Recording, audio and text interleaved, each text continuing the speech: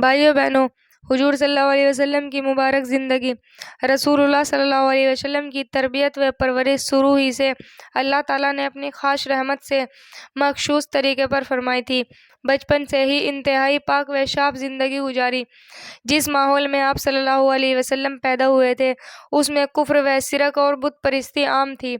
ہر طرف طرح طرح کی برائیاں اور اخلاقی گندگیاں پھیلی ہوئی تھی، مگر اس ماحول سے دور رہ کر آپ صلی اللہ علیہ وسلم زندگی گزارتے۔ بت پرستی سے آپ صلی اللہ علیہ وسلم کو تباہ نفرت تھی۔ قوم میں آپ صلی اللہ علیہ وسلم سب سے زیادہ شرم و حیا والے اور سچی گفتگو کرنے والے تھے۔ رشتوں کا خیال رکھتے، لوگوں کا بوجھ ہلکا کرتے اور ضرورتوں کی پورا کر کے وعدے کو پورا کرنے کا بہت اہتمام کرتے تھے۔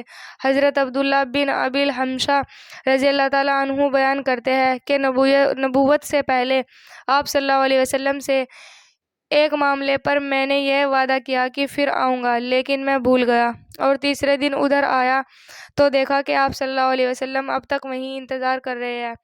اس کے باوجود میرے اس وعدے خلافی پر بالکل غصہ نہیں ہوئے اور صرف اتنا کہا کہ تم نے مجھے تکلیف دی، میں اسی جگہ پر تمہارا وعدہ کرنے کی وجہ سے 3 دن سے موجود ہوں۔ زلزلہ۔ اللہ تعالیٰ نے اپنی قدرت سے زمین کو پانی پر پیدا فرمایا ہے اور اس کی حفاظت کے لیے جگہ جگہ مضبوط پہاڑ بنا دیے ہیں جو زمین کو ہلانے سے روکے رکھے ہیں۔ اگر بہت سے لوگ اس کو مل کر ہلانا چاہے تو نہیں ہل سکتے، مگر اللہ تعالیٰ لوگوں کی عبرت اور اپنی قدرت کو ظاہر کرنے کے لیے اس بھاری زمین میں زلزلہ پیدا کر دیتا ہے۔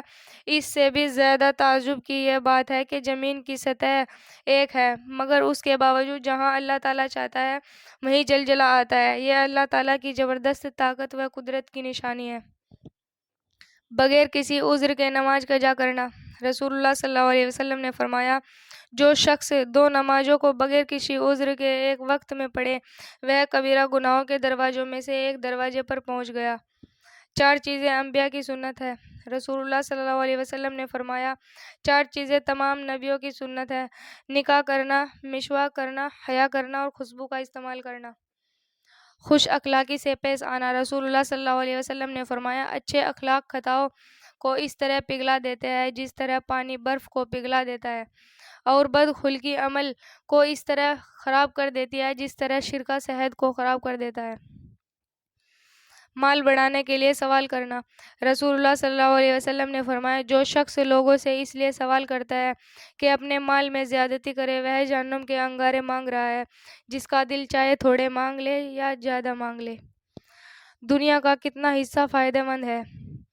رسول اللہ صلی اللہ علیہ وسلم نے فرمایا، اے ابو ذر، دنیا میں سے جو حصہ آخرت کے لیے ہوگا وہ تجھے نقصان نہیں دے گا، نقصان وہ دے گا جو دنیا ہی کے لیے ہو۔ قیامت کے روز کوئی کسی کے کام نہیں آئے گا۔ قرآن میں اللہ تعالیٰ فرماتا ہے، قیامت کے دن کوئی بوجھ اٹھانے والا کسی دوسرے گناہوں کا بوجھ نہیں اٹھائے گا۔